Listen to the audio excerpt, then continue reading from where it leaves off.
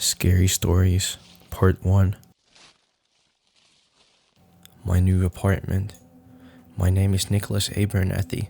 My friends call me Nick. I'm 32 years old with a very sound mind. I am not crazy, although crazy people don't know they're crazy. I am 99% sure I'm not. About a year ago, I lived at 253 Dead Man's Lane in a small town in Delaware. I can't remember the name, but that is where the story takes place. There's a reason they call it Dead Man's Lane. I know that now. I don't live there anymore. I now reside at an undisclosed location due to the events that occurred at my previous residence. I don't want them to know where I am. I hope you understand. The town was a very small, one-stoplight town. A town so small that if you blink while driving through, you'll miss the entire town, which was perfect for me. It was a welcome escape from the hustle and bustle of city life, which was slowly draining me to the point of exhaustion. So, when my boss at the time came to me and said that our company was downsizing and I would be let go, I gladly took the severance package and moved on with my life. I grew up in a small town, so I was familiar with the quiet and simplicity that it offered, and I longed to go back there once again. So, while sitting in my big city apartment, I grabbed my laptop and started to search small town living, houses for sale, and things of that sort. I came up on an old Victorian house built in 1859. It was beautiful, dark blue with dark gray trim, 2 floors, balcony, front porch, and a very small room at the top of the house with an octagon-shaped window in it. For some unknown reason, I've always wanted to live in such a house, so this was like a dream come true. The price wasn't bad. Actually, it was pretty good. Low, some might say. So I called the number displayed in the ad and made arrangements with the older gentleman on the other end to come view the house 3 days later. Upon arriving at the house, it looked just like in the picture and the ad, except there was one small detail the ad did not say. The house was in the middle of a giant dirt field all by itself. No trees or shrubbery around, just a dirt field. At that time of year, some farmers should have had corn or something growing in a field that big, but there was nothing. This struck me as kind of odd. The only thing besides the house in the field was one electric pole with wires running from it to the house and a transformer on top. The driveway was at least a quarter-mile long, with other little roads branching off of it, going to certain parts of the field, then connecting back to the main driveway. One road wrapped around the whole entire house. It seemed like forever to get there. Once there, I met an old man who said his name was Bernie or Benny or something with the B. I can't really remember. He said he was the owner of the house and that I could feel free to look around if I wanted. I asked him if he was coming, and his face turned pale as he said, "No, I'll stay right here, thank you." Looking back now, that should have been a red flag. An owner that wouldn't go into his own house? Red flag alert, but I was naive, blew it off, and entered the house alone. I expected it to be a little bit more run down and dirty given the dirt field that surrounded it, but to my surprise it was immaculately clean, completely furnished, and looking like something straight out of a magazine. I went through each room in total awe of its beauty, each room except the little room on the top with the octagon window. I couldn't find a door or staircase leading to it. This too, I found a little odd. And the basement, I've never been a big fan of basements, so I figured I'll go check it out at some point. What's the big deal? It's a basement. I met up with the old man outside and we discussed and agreed on a price. He informed me that everything in the house was included in the deal under one condition. No furniture could be removed from the home or moved to any other part of the home. Everything must stay exactly where it is. You may use any of the appliances, books, and things of that sort, but they must be returned exactly where they are now. You may add to it, but nothing can be removed. Given that all the furniture and such was from the Victorian era, I thought, why get rid of it, and agreed to the condition, an agreement I would later regret. I'm going to skip the part about going to the bank and financing and all that crap. No one really cares about that anyway. Moving in day was exciting for me. I finally got the house of my dreams. I just started a new job, and back to the quiet life. I left all my furniture and stuff at my old apartment, only packing my clothes and toiletries. I figured maybe the next guy or girl could use some of it. Anyway, I met the old man at the house. I'm just going to call him Mr. B, since I can't seem to remember the man's name. I later found out that Mr. B lived just 2 blocks away with his wife of 43 years, Isabella. I never got the chance to meet Isabella, although I wish I had. Mr. B was an old steel mill worker. You could tell from his physique. He may have been old, but he had muscle. He had bought the same house some 30 years back with the same conditions that he had told me. He never lived in a place, said it troubled his wife immensely from the first day she saw it. He tried to sell it many times before, but the deals always fell through for some reason. Until then, Mr. B handed me the keys, and as he did, he grabbed hold of my hand hard and pulled me to him and whispered something in my right ear. He whispered, "Beware of the rain." There's a reason he said it to me. I know that now. He then hung his head and slowly walked away. How he knew, I don't know, but he did. The first couple weeks in my new house were rather uneventful. The weather was nice, with a slight breeze. Even opened a couple of windows upstairs to get some airflow in there. I had asked the Mr. B about opening the windows. He said that was fine since they were part of the house and not possessions within the house. So I left them open for a few days. On my first night, since the place was fully furnished, I hung up my clothes, which took all of 20 minutes. I put my shampoos and such in the master bathroom, which was almost as big as my bedroom. Then went to the local grocery store for some food and drinks. I can't remember the name. It's not really important. I spent the rest of the time checking out each room one by one and seeing everything the house had to offer. About a week or so later, I finally found that door that led to the little room with the octagon window. It was a secret door panel hidden in the closet of the room that I decided to make my bedroom. For some unknown reason, something told me to push on the back of the closet. I did. The door swung open, revealing a spiral black metal staircase that led to said room. It was a very small room, about the size of a walk-in closet by today's standards. In said room was a very old desk, positioned just under the octagon window, and a stand-up lamp to its left.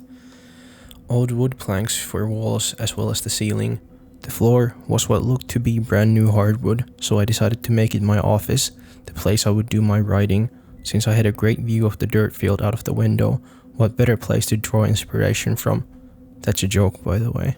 The rest of the house consisted of 5 bedrooms, a huge kitchen, a parlor, a living area, 3 full bathrooms, a study, and a basement. Oh, that basement? I decided to check it out one night. I was bored and needed something to do. That was a bad idea. The basement was kind of creepy. I'm lying. It was real creepy.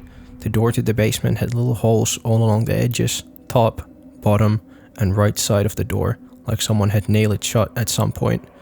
The stairs leading down to the basement were old and rickety and would probably fall apart at any given moment. Unlike the rest of the house, that was immaculately clean, like I noted in previous passages, the basement, however, was not. There was dust and dirt and cobwebs everywhere. It had a strange odor. I didn't know what it was at the time, but I know now. Along the far wall, there was a series of 5 file cabinets covered in dust. Over to the right, it looked like 2 metal surgical tables covered with white sheets. In the middle of these tables, there was a small stand with a large glass container with tubes running out of it, some kind of a pump machine behind it. All kind of knives, gloves, and masks scattered all over the floor. It looked like no one had been down here for ages. I ran up the stairs as quickly as I could, shut the basement door, and never went down there again. What was that place? About a month or so went by. All this time, I couldn't get what Mr. B whispered to me that day when I moved in out of my head. So every morning, while drinking my coffee, I really miss coffee. Anyway, I would check the weather app on my phone to see the conditions for the day. On that day, it was going to be partly cloudy with a 60% chance of rain. Okay, maybe now we'll see what there is to be afraid of. Just like the app said, it started to rain about 4 p.m. It didn't last long, but that's how it all started. I was in my office, the rain started to fall. Almost as soon as it did, I started to hear music. Not today's music, but orchestra music, big band music. I didn't have a radio up there. I'm in the middle of the field, so it couldn't be a car. I started to get concerned. Where was it coming from? I walked down the spiral staircase to my room, still hearing it play. I walked into the hallway and to the room across mine. As soon as I put my hand on the doorknob, it stopped, and the rain did too. That was weird. I thought, must have been my imagination. The rain hitting the gutters somehow making acoustic sound of music in the house. Something. There had to be a reason. After a while, I stopped thinking about it and went on with my night. A few days later, I ran into Mr. B at the hardware store. I told him about what happened. He didn't seem surprised. He just said, "I tried to tell you," and left. The day that changed my life forever happened about 2 weeks later. I was at work. I had taken an assistant manager position at a local department store. The pay wasn't as good as my previous job, but it wasn't as stressful either. During my shift, this guy came up to me out of nowhere and asked, "You own the old Bennett house out on Dead Man's Lane, don't you?" I was reluctant to answer, but I finally said, Yes I do." He was a big guy, biker type, 50ish with long grey hair and tattoos. He said, "You're braver than I am. I wouldn't go near that place. Hope you found Jesus. You're gonna need him." The ride home that day was unsettling. Everything that had happened was starting to get to me. I was nervous to go home. After what this guy said, what Mr. B said, and the music thing, that weird basement, I was on edge so much that when I walked through the door, instead of placing my keys on the shelf by the door, I tossed my keys, hitting a small ceramic ballerina knick-knack off the shelf and breaking it. "Oh shit," I said loudly.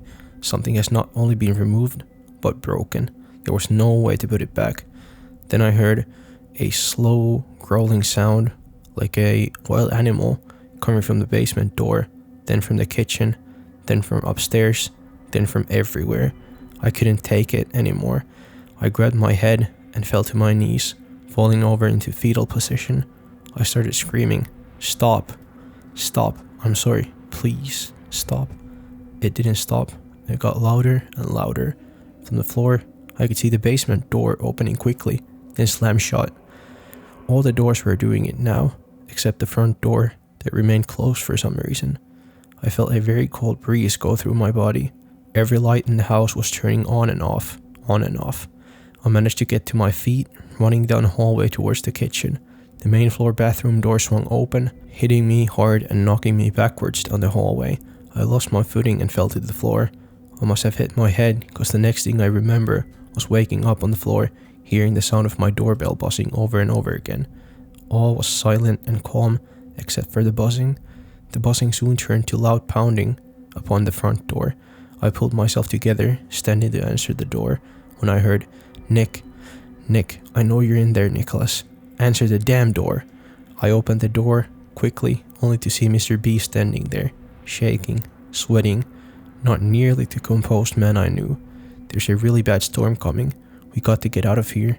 I can't with all good conscience let you stay here alone. We got to go now." The storm clouds moved in fast, at a speed I have never seen before. Thunder started to roar. I tried to explain to Mr. B that I have broken a knick-knack. In his panic state, he said, "That's the least of your worries. Let's go." The rain started falling hard. Lightning was crashing as the thunder roared on.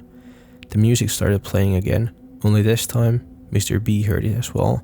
Then what happens next seems like something out of a bad horror movie. The house seems to suck Mr. B into it, nearly knocking me down in the process, and sliding him fast across the floor and slamming him into a table that laid against the adjacent wall, breaking the leg of the table and forcing it to crash to the floor. Another thing broken. The front door slammed with force, so hard that it broke the front windows completely out, allowing the rain to pour into the house. I quickly ran over to make sure Mr. B was okay. "Son of a bitch, it's too late. We're never getting out of here now," Mr. B said angrily. The growling started again, only this time it seemed like it was right in front of us. I felt a real bad burning on my left arm, lifting up my sleeve to see what it was. I saw 3 scratch marks with blood dripping from the third. Mr. B grabbed hold of his neck. After lifting his hand, I noticed the same 3 scratches, only this time all of them were bleeding. Bleeding bad. "The house is coming alive," he screamed. "Upstairs. We must get upstairs." A lightning bolt hit the electric pole outside, causing the house to go black. Now, in total darkness, hearing that music, hearing that growling, and both of us were bleeding, I quickly pulled out my phone to turn on the light so we could at least see. By that Mr. B's phone was broke in the crash. I turned on my lights, only to notice the cellar door slowly opening by itself, the growling getting louder, and what appeared to be a black mass of goo pouring from the basement door and hitting in our direction, fast. I screamed, "Look out," and grabbed Mr. B by the arm and pulled him out of the way, barely escaping the goo. We ran frantically up the stairs. What should have been 20 to 25 steps seemed more like 30 or 40. "This house is alive," Mr. B yelled. Finally, reaching the top, I shined my light down the hallway of doors that was the second floor. The hallway seems to be longer than I remembered, with extra doors that I've never seen before. The walls were expanding and contracting, like the house was breathing. There was a red substance resembling blood, including them, for all I know, oozing from the ceilings down the walls. My bedroom was at the end of the hallway. Mr. B and I made a run for the last door on the left. My bedroom. We ran, and just as the red goo was about to hit the floor, I arrived at my bedroom door, grabbing the knob and opening it quickly, looking back hoping to see Mr. B right behind me. But unfortunately he was not. Shining my light down the hallway, I could see that he was a quarter of the way from the door, running as fast as he could, but getting nowhere. It was like he was running on a treadmill. The red substance oozed down onto the floor and quickly made a beeline straight to Mr. B. I screamed, "Give me your hand." I stretched my hand out as far as I could. Mr. B extended his, but it was too late. The red substance seemed to reach his shoes. Mr. B screamed in agony as the substance began to burn him. The smell of burning flesh filled the hallways. As more of the substance reached him, Mr. B ignited into flames. I could still hear his screams in my head. It only lasted a few seconds and then it was gone, and so was my friend. Mr. B was gone. I quickly ran into my room. From out of my bedroom window I could see what appeared to be flames. When the lightning hit the pole, it must have caused the transformer to catch fire, igniting the house as well. The outside of the house was burning, but not the inside, and the rain wasn't stopping. What the hell is this place? Shining my light back into the room, I could see shadows and the shape of people appearing in the walls. Some short, some tall. Then the voices started. "Woman, I'm so cold." Little girl, "Mommy." Old man, "Help me." I quickly ran up to my office, the only place left to go. From out the window I could see the rain pouring down, lightning bolts lighting up the skies. The voices continued. Down below, I could see that the rain had fallen so hard and fast that it washed away all the dirt from the field, exposing skeletal remains all around the house. Then it hit me. Oh my god, this was not a house. It was an old funeral home, built on cemetery grounds. They must have removed the headstones and left the bodies. That would explain everything. In shock, I stepped backwards, my back hitting the wall and sliding down into a sitting position. My phone had fallen to the floor. The light just so happened to be shining on the doorway to the room. I mumbled to myself, I didn't know. Out of the corner of my eye, I could see the black mass in the shape of a person crawling through the doorway and over to me, shrieking a horrible sound, it reaching its hand like as if to choke me. Totally exhausted, I put my hands over my eyes and screamed as a shadow engulfed the room. Somebody, somewhere, must have seen the flames and called the fire department. From speaking with my landlord and the police, I gathered that when they found me, I was in the basement, laying in one of the tables, mumbling to myself. I don't recall any of that. Mr. B's body was never recovered. I had told this story to the police and some guy dressed like Judge Judy, and they all looked at me like I was crazy. I am not crazy. So anyway, I like my new apartment. It's kind of small, like a studio apartment. I got a bed and a dresser, a nightstand and a lamp. Best of all, the rent is free. I don't have to work anymore. My neighbors are nice, a little quirky if you ask me, but nice nonetheless. There's a TV that we shared in the same room, a game room where we gather and play cards, and ping pong, and games of that sort. I have my own bathroom, which is nice. Food is included. It's mostly just mush, but it's still food. Security here is tight. There are cameras everywhere and there are rules. If you break those rules, the landlord will move you to a much smaller apartment with no windows, but gives you this cool jacket to wear that lets you hug yourself. I like that jacket. There are a bunch of nice ladies that come by every day giving us little white pieces of candy. Sometimes they're different colors, but mostly white. Sometimes they even come at night. Oh, I gotta go now. It's bedtime. I'm excited. Tomorrow we go outside. Good night.